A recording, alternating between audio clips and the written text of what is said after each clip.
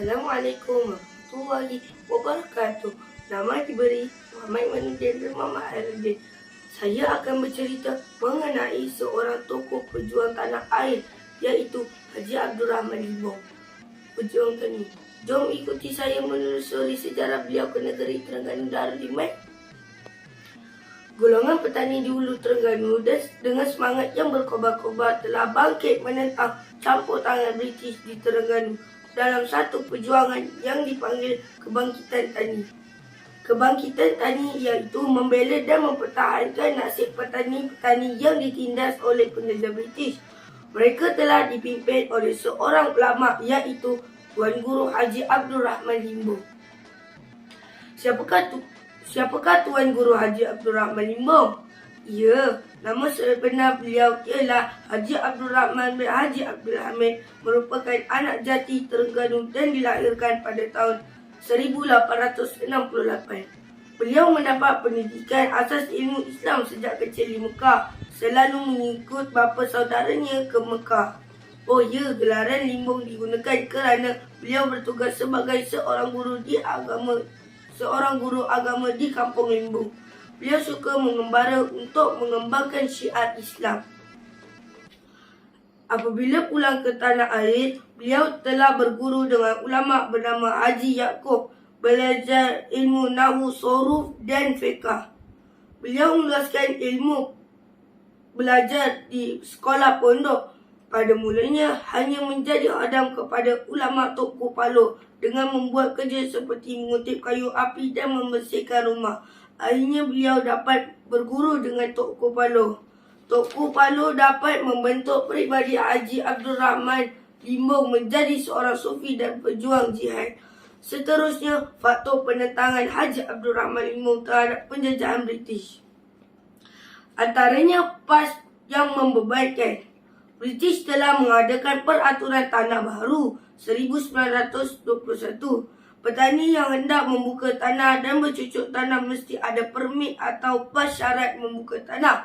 Petani perlu membayar cukai tanah pertanian sebanyak 50 sen setahun kepada British. British telah mengenakan cukai bagi setiap ekar tanah yang dibuka rakyat di Telemong.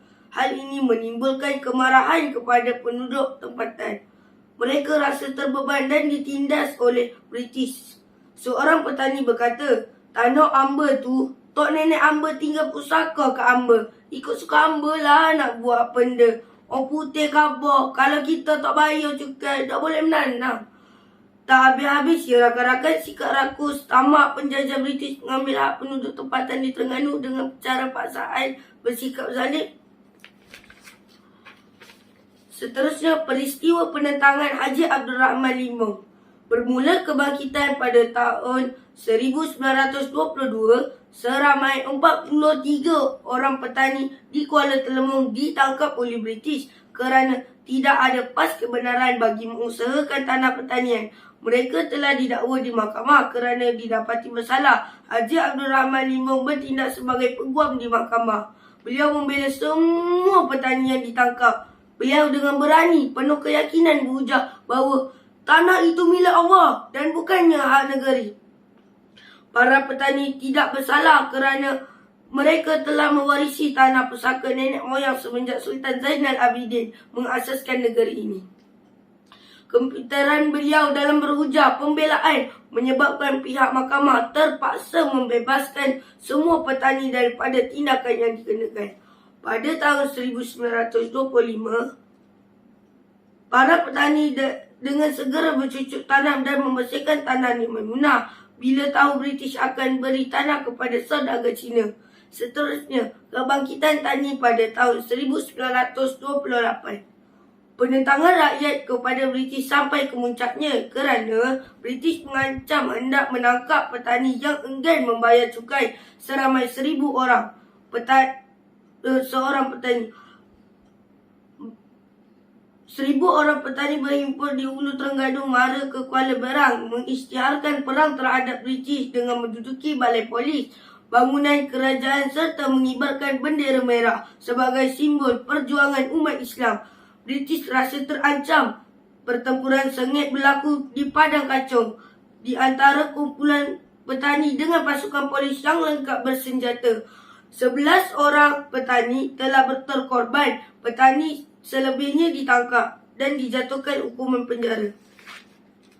Setelah dibicarakan, akhirnya Haji Abdul Rahman Limbong telah dijatuhkan hukuman dibuang ke Mekah pada tahun 1928 atas tuduhan menghasut dan mencetuskan kebangkitan. Beliau menerima hukuman dengan redha. Beliau telah menghembuskan nafas yang terakhir di Mekah pada tahun 16 November 1929. Al-Fatihah buat Allahyarham Haji Abdul Rahman Limbong. Pengajarannya ialah Islam mewajibkan kita berjihad apabila negara kita dijajah oleh orang-orang yang bukan Islam. Rakyat Malaysia perlu menghargai jasa para pejuang tanah air. Para pendengar yang dirahmati Allah sekalian, pejuang sejati tersemat di hati.